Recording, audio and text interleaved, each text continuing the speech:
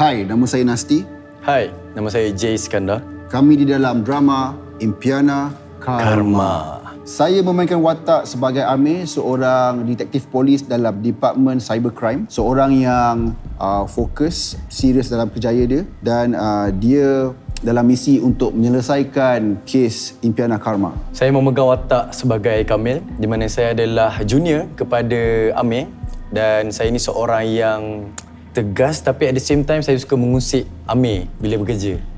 Behind the scene, kita punya chemistry, apa yang kita cakap, selalunya we always talk about business. Cars. Pada saya sebagai pelakon baru dan pelakon senior, banyak apa yang Abang Nasti bagi tips kat saya masa lakonan, macam nak curi kamera sikit kan, ambil moment. Bagi saya, benda yang kita sebagai senior dan junior ni boleh di-apply dengan karakter kita. Sebab memang dalam karakter Amir dan juga Kamil ni, Amir merupakan senior polis dan saya ni adalah junior polis. Jangan lupa saksikan Impiana Karma pada setiap Rabu dan Khamis pada pukul 9 malam.